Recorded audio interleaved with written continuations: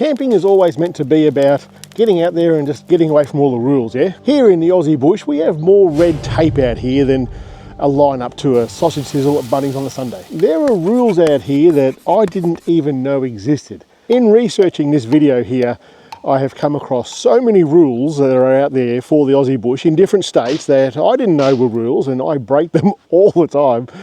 And I'll be surprised if you guys know about all these as well. I've got a few rules here for a few different states, and I also came across some that are not state-based but more local council-based that just like blew my mind that these rules actually exist. This video actually came about from comments on another video. Somebody made a comment to something, and I thought, well, I've done that, I've broken that law. And I'm talking about New South Wales here at the moment. New South Wales, national parks and chainsaws. I'm not talking about getting out there and chopping wood with a chainsaw. I'm not talking about that at all. I'm talking about having a chainsaw in your vehicle when you go into a national park.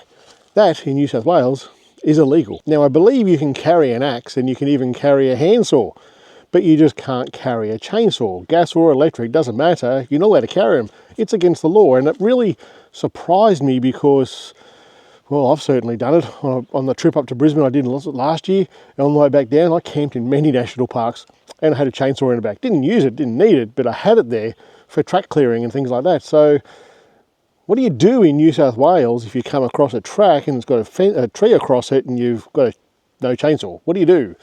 Hey guys, editing Shane here.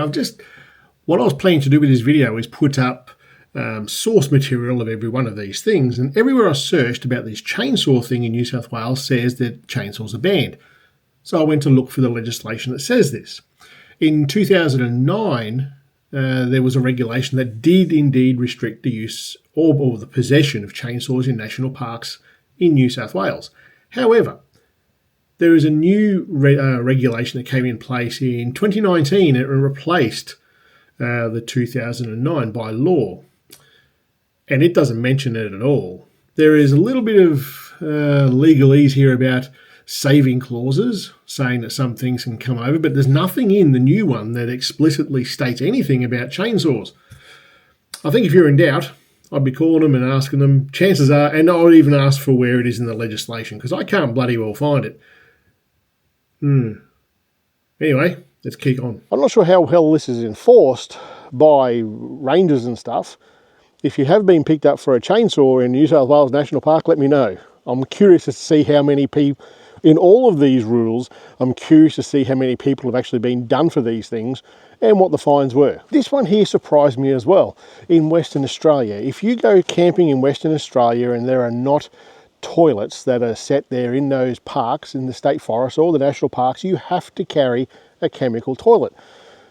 A bag or a bucket won't do. It has to be a like cassette type toilet. And there are stories all over the internet about people being sent out of the national parks because they don't have one. Is this true? Has it happened to you? Let me know. And that one there really surprised me, because even here in our heavily governed People's Republic of Victoria, we can dig a hole. It even says on the Park Victoria website, dig a hole 30 centimetres deep to do your bizzo and cover it on over. It's a thing. It's like you're allowed to do it in many places, unless it's signed otherwise, but you're allowed to.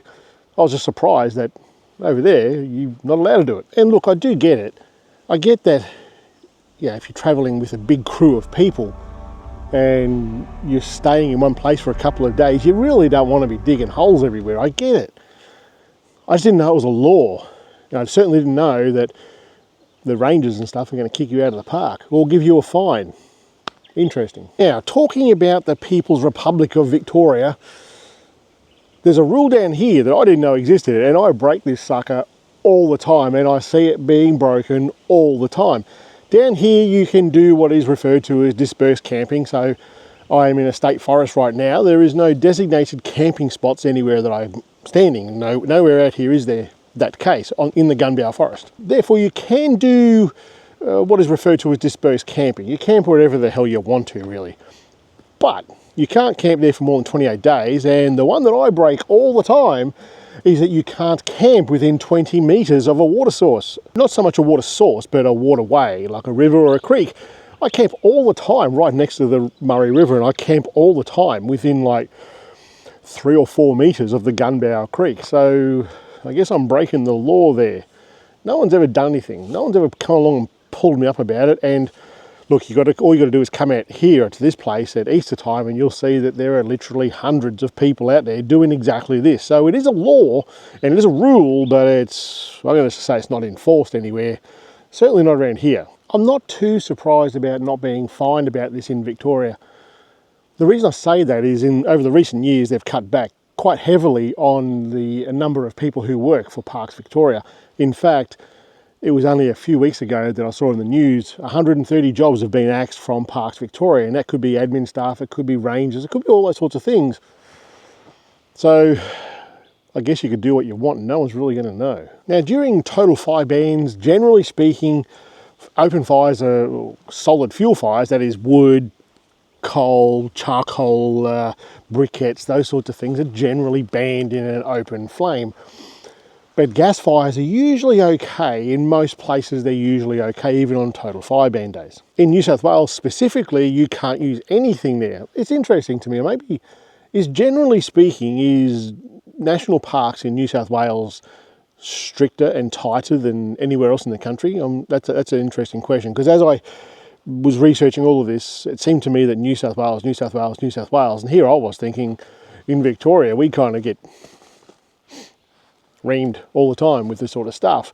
But even in Victoria, we can use a gas cooker most of the time, depending on fire ban days. And if you thought Queensland was going to miss out on this list, you'd be wrong.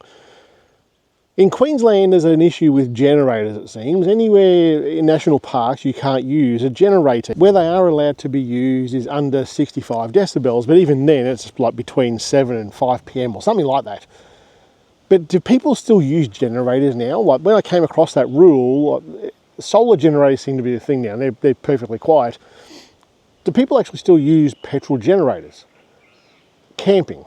I haven't seen one for ages. Even touring around here through the peak season, I can't think of ever of seeing a time where, certainly in the last 5 or 6 years, I can't think of a time where I've seen a petrol generator out in the bush here. But in Queensland, in national parks, they are certainly, or in most national parks at least, they are banned. Even if you've got a medical reason to have one, you need a certificate to have it. It seems a bit interesting to me. And even if you do use one and you get caught, apparently there's a fine around that. So again, let me know. My gut feeling with all of these sorts of rules, I've got some other ones here coming for you in a minute with the local law, because these ones are next level freaking ridiculous. But I've got a feeling that the ones that I've been talking about so far, it's going to be similar to the machete ban, I think, in Victoria. I don't think coming out here and using a machete, I don't think the police are going to give two hoots. It's going to be illegal, it's still going to be a prohibited weapon, but I think they're going to be looking at this thing from the point of view of where the problem is, and they police it harder there. That's my gut feeling. Like they've got to have a reason to search you and stuff like that. But with these rules, I've met so many forestry guys out here, even at camps in different places, and no one's ever raised this as an issue. So although they exist on paper or in dots and dashes on the internet, it doesn't necessarily mean that anyone's enforcing it. So the things that I've spoken about here today, let me know in the comment if this has happened to you or someone that you know. Let's talk about these people who are on the massive ego trips and power trips, and I'm talking about local laws, local councils, because a lot of this sort of stuff is policed by local councils. And as an example, on the way, when I'm doing other trips and I'm doing a fair bit of driving, I just think to myself, I just want to pull up somewhere and just sleep on the side of the road. Well, in many, many places in Australia, that's going to get a fine. For example, in Brisbane, if you were to pull up in a car park near a waterway, somewhere that in the side of like a park or reserve or something like that, if you pull up and you're sleeping in your car, you're going to be fined about $320 something by local laws. And I don't know about you, but as I was growing up and I started doing longer trips, there was a thing with people falling asleep behind the wheel, yeah? And you do these longer trips anywhere in Australia, and it's going to say power nap now sort of thing. You pull over and you do that, local laws are going to come and fine you. I don't get it. Like, we've got too many levels of government, I think. You're not breaking the rule of one, but you're breaking the rule of another one. That sort of thing does my head in. And yes, recently up Brisbane, Noosa, Sunshine Coast, all that sort of area, there were people being fined left, right and centre for sleeping in their cars. And it could be that someone's doing a trip around Australia, they go, oh, there's a good beach here, I'm going to stay here for a day or two. They pull up, they set up camp, and they go into the beach for a couple of days. Fines come every day, $320 a day. Bugger that. See, I've been thinking all this time that Victoria is the place to get fined. No, that was Brisbane, that was Sunshine Coast, but the Gold Coast doesn't escape it either. There's a story of a lady on the Gold Coast who was camping in a caravan in her own place, on her own backyard, like the lawn, while her house was being fixed or renovated or something like that. The local laws came along and fined her $800 and something because it was considered camping in a private place without a permit. Let that sink in. So next time you're out in the bush, don't worry about the snakes, the mozzies, the spiders, the drop bears, the hoop snakes, and all that sort of business. Don't worry about that. You've got to worry about rangers and local law enforcement. And they're looking to fine you for being in the wrong place at the wrong time, using the wrong tool for your camp setup. What is the weirdest rule that you've come across while camping? Drop it in the comments, because I've got a feeling there's a lot more that I haven't found as I've been doing my Google searches. All right guys, see you next week.